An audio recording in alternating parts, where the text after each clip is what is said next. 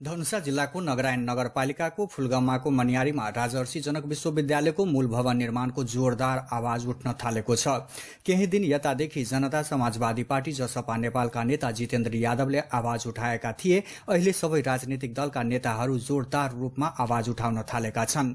विश्वविद्यालय भवन निर्माण समन्वय तथा सहजकर्ताहरूले विश्वविद्यालय भवन निर्माणको लागि गुठी संस्थानसँग लिजमा लिएको नगरायन नगरपालिका फुलगम्मा स्थित मनियारीको जग्गामा यथाशीघ्र भवन निर्माणको माग सहित आज प्रधानमन्त्रीलाई जिल्ला प्रशासन कार्यालय धनुषा मार्फत ज्ञापन पत्र बुझाएको छ।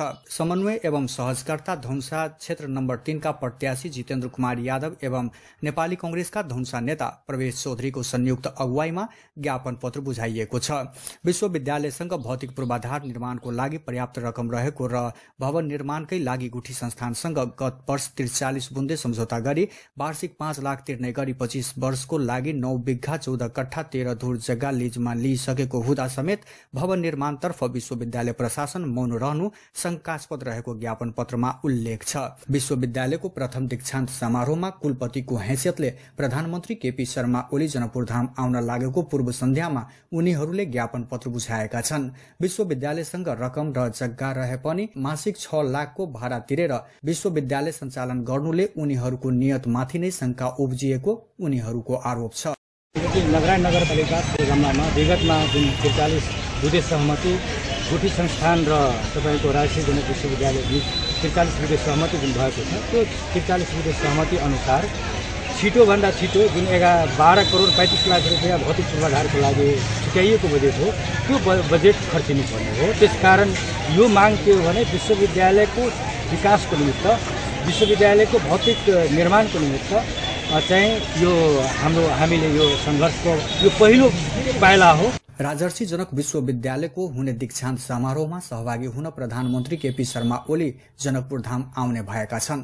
दीक्षान्त समारोहमा उनले गर्ने सम्बोधनको क्रममा राजर्षि जनक विश्वविद्यालयको भवन बारेमा सम्बोधन गर्ने समेत उनीहरूले आशा लिएका छन्। ज्ञापन पत्र भनेको एउटा यो राजर्षि जनक विश्वविद्यालयको जुन अहिले भवन निर्माण सम्बन्धी ढिलाइ जुन भइरहेको छ, त्यो भोलि चाहिँ दीक्षान्त समारोहमा हाम्रो सम्माननीय प्रधानमन्त्रीज्यूको अध्यक्षतामा हुने भएकोले यो सम्माननीय प्रधानमन्त्रीज्यूले भोलिको कार्यक्रममा राजर्षि जनक विश्वविद्यालयको भवन सम्बन्धी केही बोल्नुहुन्छ र जनताको एड्रेस गर्नुहुन्छ भन्ने कुरामा 2073 सालमा राजर्षि जनक विश्वविद्यालय ऐन अनुसार स्थापना भएको यो विश्वविद्यालय स्थापना गर्न 2052 सालदेखि संघर्ष गर्नु परेको थियो। यो विश्वविद्यालय स्थापनार्थ नै फुलगम्माको मनियारीमा एडीबीको सहयोगमा बन्न लागेको ल्यान्डफिल साइट समेत स्थानीयहरूको अवरोधका कारण बन्न सकेको थिएन। मनियारीमा राजर्षि जनक विश्वविद्यालयको भवन निर्माण गर्नका लागि धेरै नै संघर्ष गर्नु परेको थियो, तर अहिले नेपाली कांग्रेसका एक नेता धनुषाको ढल्केवरमा राजर्षि जनक विश्वविद्यालयको प्रशासनिक भवन निर्माणका लागि विश्वविद्यालय प्रशासन समक्ष दबाव दिँदै आएको छ। उनका दबावका कारण विश्वविद्यालयको भवन निर्माण समेत लथालिङ परेको छ।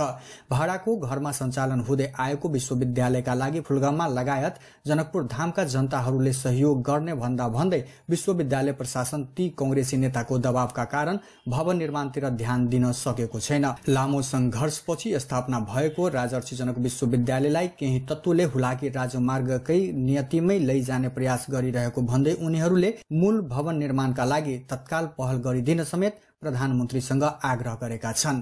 मधेस टुडेका लागि अभिनाश झाको रिपोर्ट।